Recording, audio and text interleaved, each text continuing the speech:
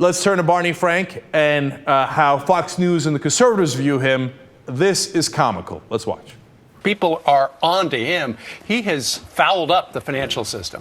Millions of Americans, middle America, have lost their homes, lost the money in their homes, in part because of what Barney Frank did. He encouraged people to buy homes which they could not afford. He encouraged these liar loans and did nothing about them. And all the way through the early part of the last decade, he did absolutely nothing to stop this bubble developing, and he did nothing about it when it burst. All right, I love that. He made the bankers take hundreds of millions in profits. They didn't want to take those profits. But Barney Frank said, I want you to do liar loans, okay? And I want you to take home this money. So let me give you some examples. Angelo Muzzillo, who was the king of liar loans at Countrywide, retired with about $470 million in his pocket that he made from Countrywide. But Barney Frank made him take that money and made him do those fraudulent loans. He's like, Barney, should I do it? Should I make the $470 million? Barney Frank's like, you better do it. I want you to make that money, and I don't want you to give me any of it. What an absurd charge. Dick Fuld from Lehman Brothers retired with $466 million at least. And of course, Lehman Brothers went under because they were part of what caused this economic crash in 2008. And it's all related to, yes, it is all partly related to Freddie Mac and Fannie Mae.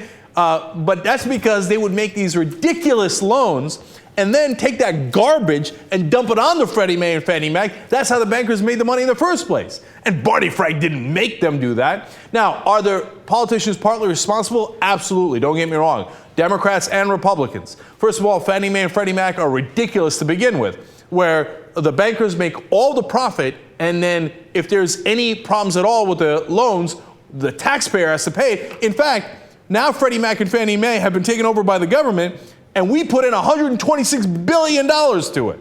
So, and where did that money go? It partly went to people like Dick Fuld, Angelo Muzzillo, Joe Cassano at AIG, made $315 million as he blew up that company, etc. So, and part of the reason the politicians did that was they, the whole, of course, lobbyists, etc., etc. But the other part was they wanted to encourage home ownership.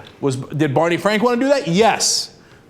Did George Bush want to do that? Absolutely. Every time he was asked, what are you doing for African Americans? He's like, I'm encouraging home ownership, which, by the way, was liar loans that made his banking friends hundreds of millions of dollars. But, of course, Fox loves this angle that to protect the bankers and blame everything on one sole Democrat. Look at the joke that these Fox News guys are. He blamed President Bush for the entire housing crisis. Yes, he blames President Bush and he blames the banks.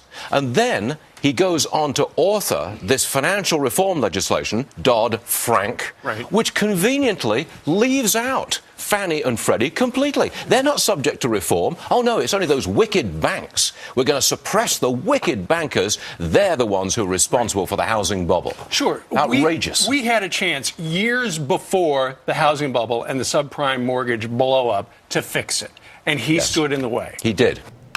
All right, that was an awesome comedy. First of all, that Dodd-Frank bill, they left out Freddie Mac and Fannie Mae entirely. Part of the reason they did? Because the Republicans wouldn't let him touch it at all. Now, don't get me wrong. If you turn on television, Republicans all day long are like, oh, goddamn, Freddie Mac and Fannie Mae.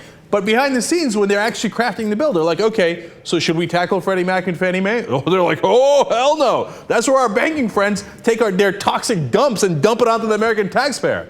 So the Republicans wouldn't touch Freddie Mac and Fannie Mae, even if you paid them. And in fact, they pay them not to touch them, right? So to blame it all on Frank is absurd. Fox and Friends and the rest of that crew over there loved that they didn't touch Freddie Mac and Fannie Mae. God, they're unbelievable liars. And then meanwhile, Barney Frank's like, Stuart Varney is like, oh, it's to blame the banks for the banking crisis. It's outrageous. Outrageous. Yeah, no, who caused the banking crisis? The potato farmers? Barney Frank? Who caused it? Of course the banks caused it. God, these Fox guys, why don't they just get a couple of knee pads and wherever a banker is, be like, oh, sick to fall down on their knees, almost like breaking their kneecaps, like, oh my God, my banker friend, you are the greatest person in the world. Who do you want me to attack? You want me to attack goddamn Barney Frank? I'll do it for you.